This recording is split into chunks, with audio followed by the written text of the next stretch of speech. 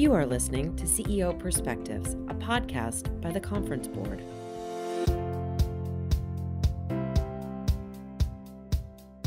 Welcome to this episode of CEO Perspectives, a signature series by the Conference Board.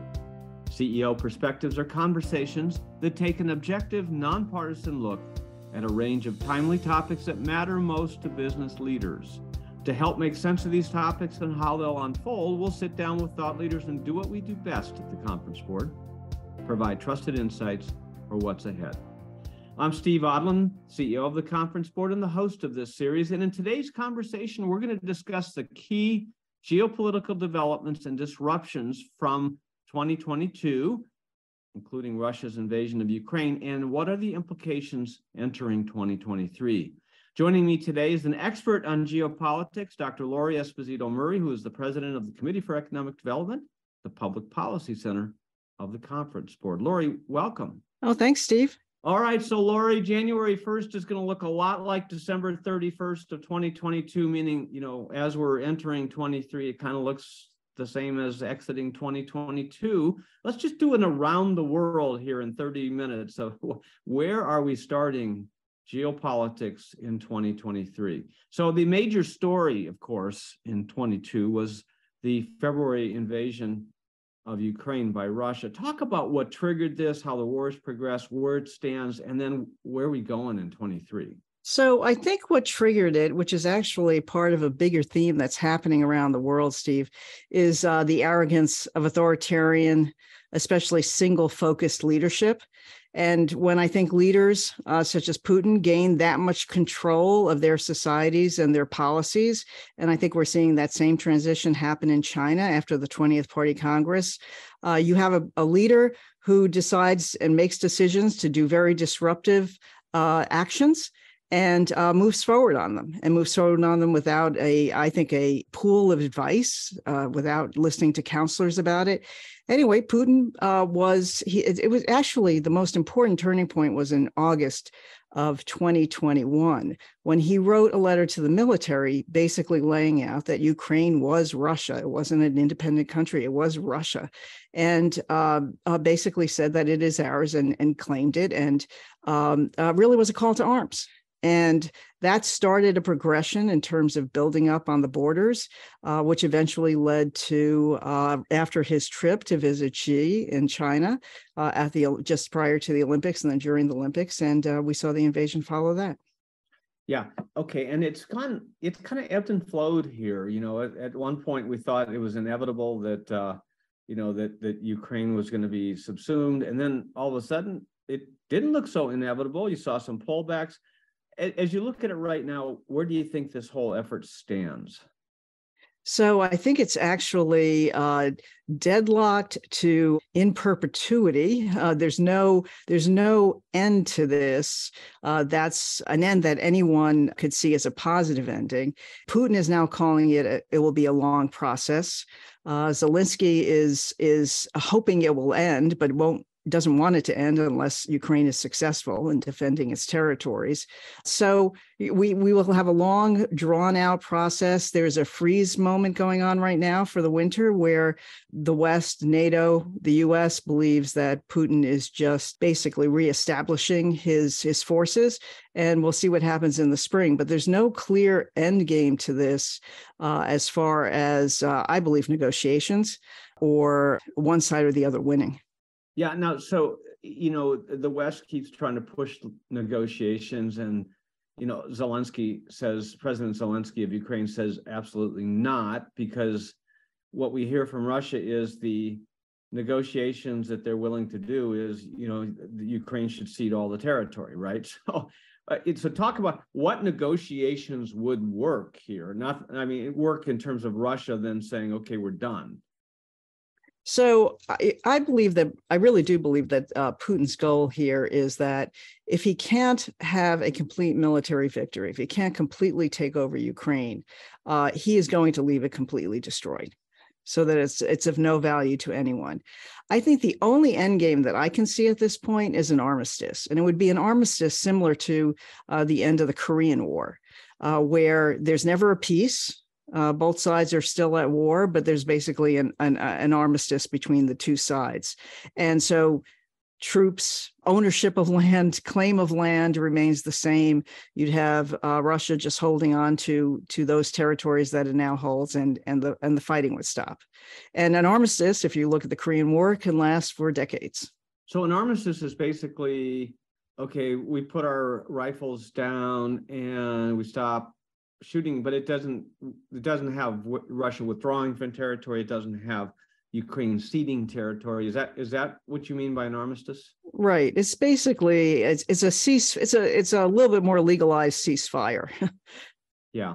Okay. Now, Russia is currently saying, and this is the second time where they, where President Putin has really saber rattled, and this whole nuclear weapons thing, we've got nuclear weapons and we will use that.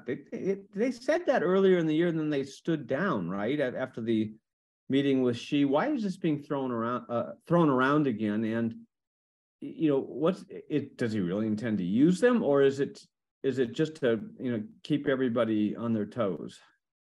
Well, put it in the context of what's happening. The European Union has banned, that just went into effect this first week of December, I believe it was December 5th, you had the ban on seaborne imports of Russian oil. And then you also had the oil cap finally come into force, which would basically, it puts the onus on the private sector that's shipping the oil, but it's a ban on trading oil, buying oil above $60 a barrel, and it's up to the tankers to, if you're going to get insurance, you have to, insurance from the West, which 95% of the insurance comes out of the UK and out of Europe. If you're going to get insurance, you have to abide by this rule of not paying more than $60. So you had the oil cap come into effect, and Putin had to respond. And he's still saying his formal response will come, that he won't sell oil to anyone who's abiding by the oil cap, was one thing he said. And then he gave this major speech at a humanitarian conference where he talked about, again, the threat of nuclear weapons. It was a little bit more nuanced, though, which is actually interesting, because this time he said, he also said, we're not crazy. We know what nuclear weapons are and what their capabilities are. And then he did his chest pounding about how Russia is a major nuclear power. The only one coming close to those types of levels of nuclear weapons, obviously, is the U.S. And so it was a lot of chest pounding. I think it was for both a domestic audience and an international audience, and for the region, and for Zelensky, and for NATO. So it had many purposes, but it was actually a little bit more nuanced, which was interesting. But I think it was a way of reinforcing or reestablishing himself after the oil cap was put in place. Well, I have to tell you, it was just so gratifying to hear that they're not crazy. Well, I think one analyst said on one of the news shows that when you have to say you're not crazy, that in and of itself is a commentary. Well, it's media training 101. Don't say what you're not, because all people hear is, you're crazy. So, no, that's not good. And, it really, it's not constructive to throw around this term, the nuclear weapons, which suggests to a lot of analysts that he's really desperate. I mean, if he's using, the nuclear word, it means he's really desperate. Now, Zelensky said recently that the only way that this is going to end is when Putin passes away. And there's been a lot of stuff in the press about how sick he is, and maybe he doesn't have long for this world, and he's trying to put the Russian Empire back together in his final days. How much of that is real? I think the best way to assess that is Bill Burns, our CIA director, was out at the Aspen Security Conference this summer and was asked the same question. His answer was, "Well, we wish otherwise. We have no indications that he's sick." So I think that's a pretty good source, and I think that that sourcing would not have been as direct if there was other types of information. So in terms of him being sick, I do think that's wishful thinking. If you go through one dictator after the other that was a real threat to us throughout the Cold War, we were always hoping they were sick or on the verge of passing away or getting, dying of terminal cancer. And I do think it's wishful thinking in this place, and in this particular instance. And I think we have to take it seriously. We have to take it seriously that Putin is there and have an end game with him there. The only thing that will remove him is pressure, pressure internally in Russia. And while I know part of the expectation, if that happens, hopefully you get a better government. I think that pressure, the only pressure that's happening that can successfully remove Putin, is not from the left. There's no alternative from the left. There's no alternative from the democracy-leaning anti-war groups. The alternative would be from on the conservative side. And it's interesting because if you remember the coup against Gorbachev, it was the military that did the coup against Gorbachev. And then that led to its own events, which led to Yeltsin becoming president, taking advantage of the coup to get Gorbachev back. So if anything happens, at least in the immediate term, or at least at the outset, it will be from the other sources of power within Russia right now. And that's the military and intelligence services. Now, Russia's current best friend is China, and this whole Putin-Xi relationship, although it looks like more of a marriage of convenience, so what's your view? I mean, is it a true friendship between the individuals and or between the countries, or is it simply an alliance of convenience? So I actually am on the other side of the ledger, that this really is a true friendship. I think there is a deep level of respect. I think it might have been when your best friend does something that isn't quite what you want to embrace. You might quiver a little that they've just gotten you into trouble that you weren't expecting. But I don't think it actually has fractured the friendship. And it's really fascinating. And the reason why I say it's a friendship is because Putin was the first person that Xi went to visit when he came into power, when he first came into power in 2013. And that was his first visit. It was to Russia. It was to see Putin. They've seen each other 30, 40 times. They always wish each other happy birthday and share that. But the other piece of this is that while you have China publicly and diplomatically appearing to concerns and appearing to not want to embrace Russia's actions in Ukraine as a whole, China is supporting Russia's adventurism in Ukraine. China and India have taken over the oil and gas markets. They're increasing those. They're doing their exchanges in yuans, which is helping the Chinese currency become even stronger and have a larger market. They are increasing their energy interactions and constant energy contracts. And consequently, they're also increasing their trade in order to make sure there's not a major trade deficit. So China is there for Russia. It has a very delicate role to play still, obviously, in the global economy because it is the world's manufacturing hub, and it has relations with many countries around the world and needs to maintain those, at least in the near and medium term. So, you'll see a public display of rhetoric and language that is a little bit cautious, but it's a relationship, and Russia and Putin are able to do what they're doing in Ukraine because China and India have filled that gap. So as you think about that relationship and you think about, what else could stop the war in Ukraine, could one of those things be that China just tires of it and and that she tells Putin to stop? Does she have that kind of power over Russia? I think she has influence over Russia, clearly. I actually think it was Xi's concern about the nuclear rhetoric that actually tempered the rhetoric. And we saw that at least a little bit visually when they met, and Putin actually acknowledged that Xi had some concerns. I don't think it's deep. I don't think it's a deep fracture. I don't think it's a fissure in their relationship. But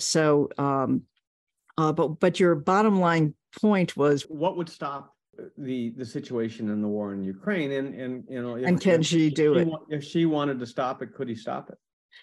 So I don't think Xi has that type of influence right now. I think Xi could help Putin stop it if he wanted to stop it. and help him carve a pathway forward. But you also have to take into account that what's happening in Ukraine serves Xi's purposes. There is a global divide happening.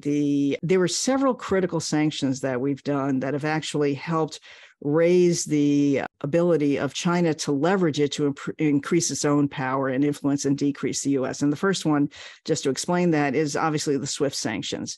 And so the SWIFT sanctions have increased the momentum towards an alternate SWIFT paying system. It's a paying mechanism. It has decreased they've been leveraging sanctions since 2014 to develop an alternate payment system and to diminish the value of the US dollar in the international currency. And that has only helped accelerate those efforts. We've discussed Russia's invasion of Ukraine and their relationship with China. Next, we're going to wander elsewhere in the world. After a short break, we'll be right back. As you and your company monitor the volatile and uncertain economy, the award-winning forecast team at the Conference Board predicts a downturn by the end of 2022. Recession will further compound the crises that have recently upended expectations, from a deadly pandemic to a war in Ukraine and the highest inflation in decades. Yet, unprecedented crises also present unforeseen opportunities if you have a trusted, proven navigator by your side. With that in mind, and as the Conference Board has always done, we are providing you with daily, timely, and relevant content that will guide the business community through the economic storm. These trusted insights are being gathered on our website and are available to help your company master the challenges. To find out how you can chart a course for the future which will allow your business to emerge stronger on the other side, visit our free economic hub entitled Navigating the Economic Storm, your indispensable guide through the global recession, located at conference-board.org/topics/recession. Welcome back to CEO Perspectives. I'm your host, Steve Odland of the Conference Board, and I'm joined today by Dr. Lori Esposito Murray, the president of the Committee for Economic Development, the Public Policy Center of the Conference Board. Okay, so Lori, we were just talking about before the break about President Xi and President Putin, and there's those relationships. Now, if you look at the relationship between China and North Korea, there's some similarities, but there are also some differences. You have North Korea now rattling its sabers. They've gone back to testing ballistic missiles and are rumored to be preparing another nuclear test. So describe this relationship between China and North Korea. Is North Korea truly a threat, or is this just, and is North Korea a puppet state here of China and really doing this on behalf of China? Or, how does all this come together? Well, back to the point we were making before the break, Steve, North Korea serves China's purposes. The disruption that North Korea can create in the Asia region, in the Indo-Pacific, takes U.S. attention away from China, away from Taiwan, takes U.S. attention and assets and military assets, eyes on, because we have to pay attention to the North Korea threat. And so North Korea serves North Korea's aggressive military acceleration towards nuclear weapons, towards ballistic and cruise missiles testing. That all requires a response on the part of the U.S. and its allies. And so that takes assets away from and attention away from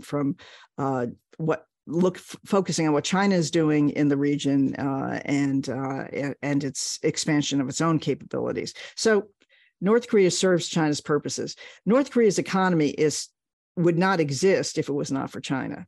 So North Korea is very dependent on China.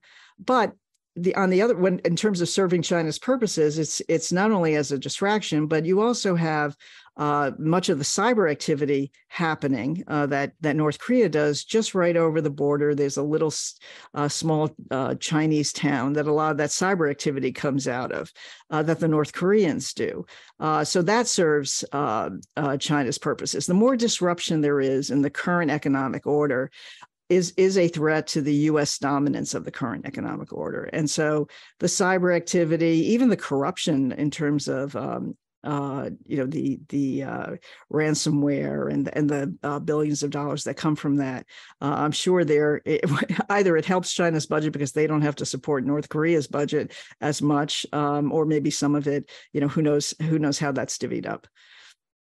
Yeah. Okay. So now, if you then kind of pivot the other way and round out some of the risk, it's Iran. Currently, they're providing weapons and drones to Russia for the war in Ukraine, but they've also experienced some internal pushback. Their culture police have gotten a little pushback, and you see the women in the streets openly protesting. So, just first of all, deal with the domestic situation. What's going on inside of Iran? What's the risk to the government, and what changes do you foresee? So the way I see the protests that are going on now, and it's in part because it was started by the women of Iran, I think this is the biggest threat to governmental power in Iran since 1979.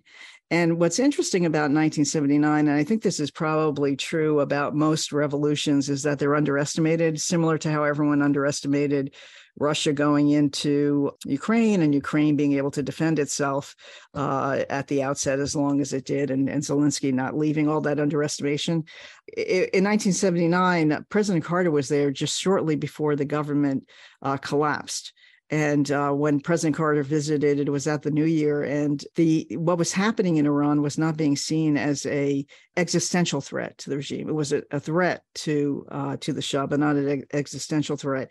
I think this is very similar because it's very popularly based, and it also starts from the women. So it's when the government cracks down on the protesters, many of them are women, which, in a society, as you're watching that happen, it lends to more sympathy. It lends to a broader sense of defending those who are being abused when you do it to the female part of the population. So I actually think this is a really serious threat to the government. Never mind the fact that it's a very aged government, very old. The supreme leader is, I'm not sure he has hit 90 yet, but he's definitely aging out in terms of leadership, I think. And again, a conservative was elected president, and there was a sense of arrogance that now they were back to not having a more moderating, and this is within the context of Iranian politics, a more moderating element of power in the presidency, but a conservative. And so there was a sense of arrogance that you could really crack down and start enforcing rules that led to these protests.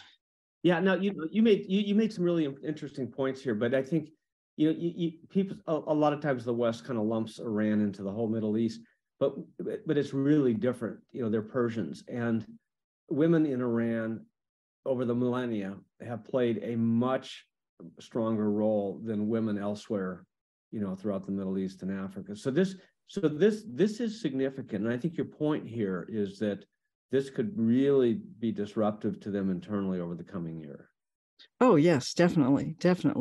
And, what's interesting is that, and you're seeing it in China with the protests as well, and how Xi is responding is similar to the way Iran is responding, and they're both happening at the same time, is that, with the zero COVID, to start relaxing some of the rules, because the protests, that's an indication that the protests were getting out of hand.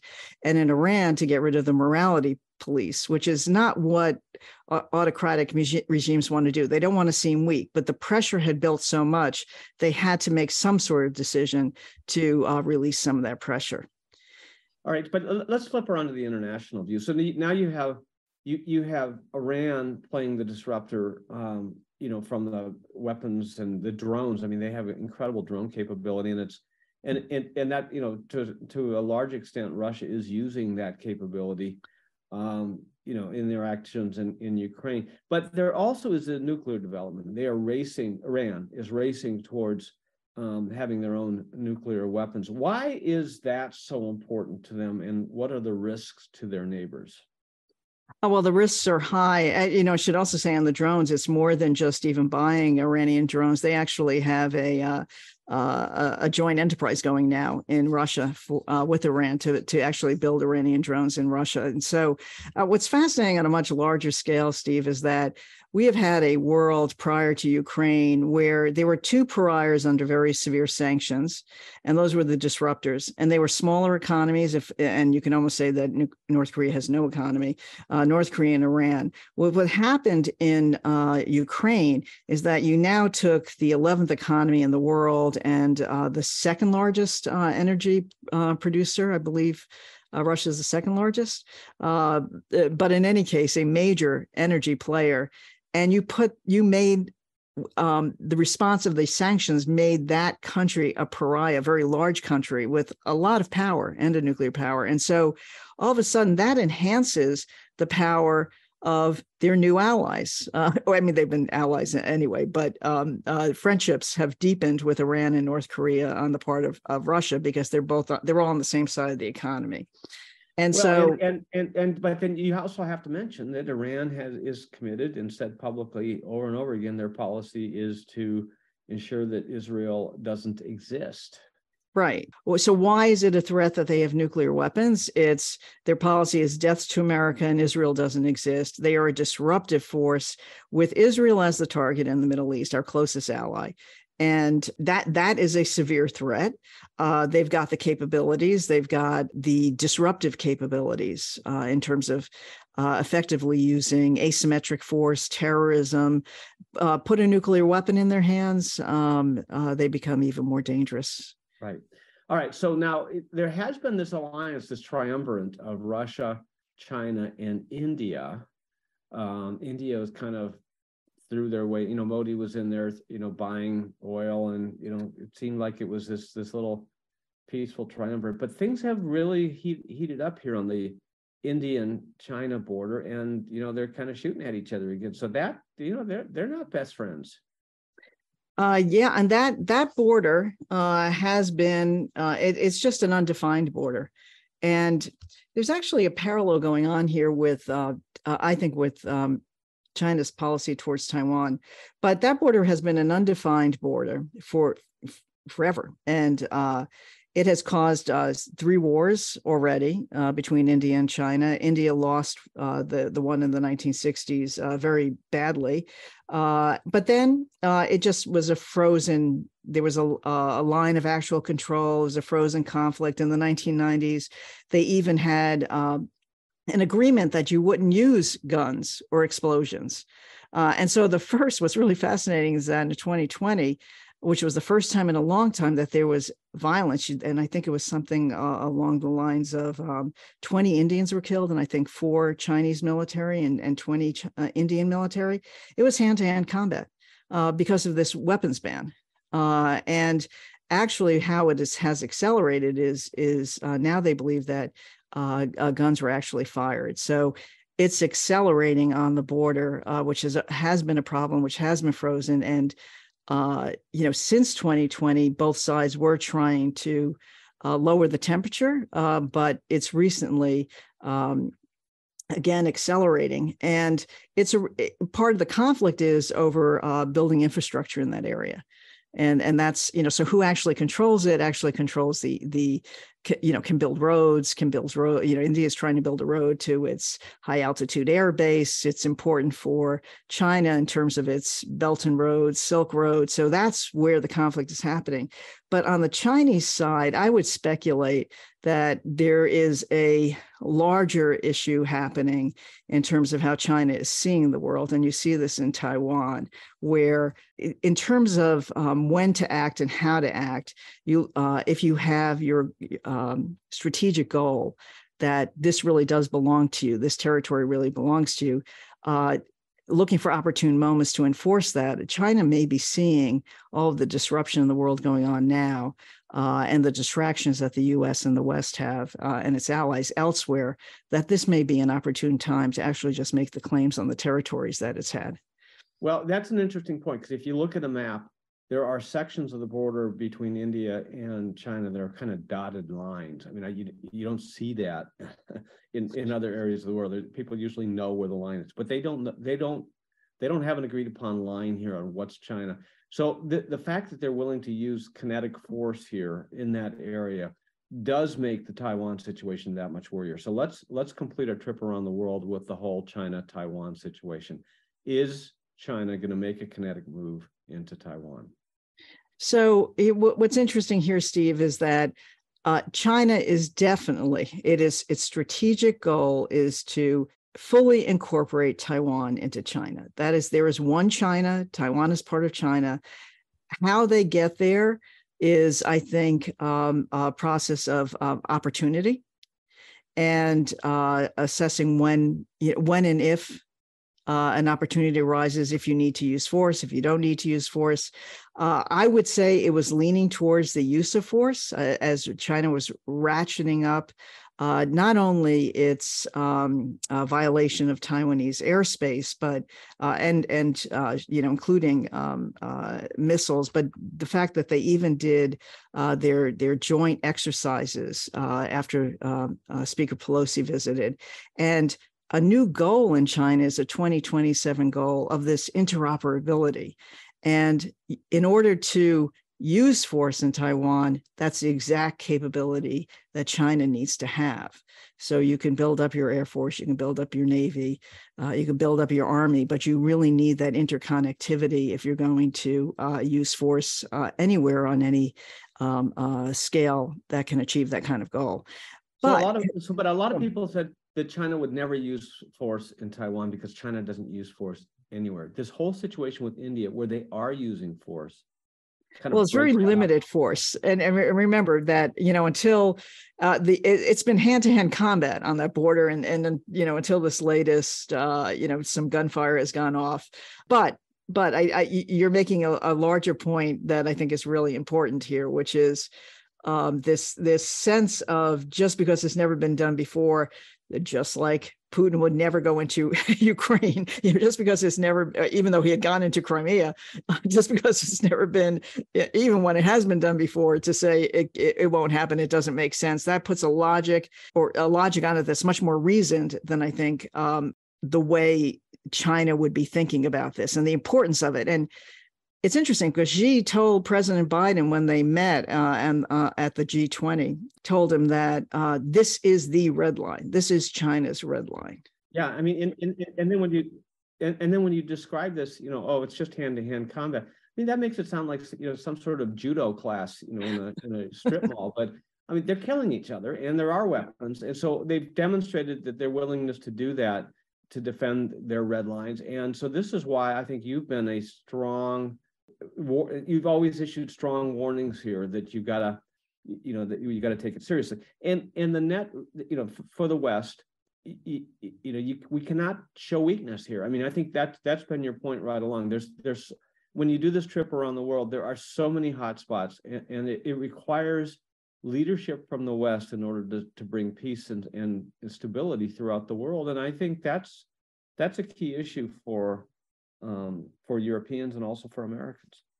This is an inflection point in history. I think and in recent history, there have been, several major inflection points, and not that many, but, obviously the end of World War I, the end of the Cold War, and the move towards globalization, and now the end of the globalization era, and this new divide that's happening between autocracy and state-controlled markets and free markets and democracy. It is an inflection point. U.S. leadership is absolutely critical.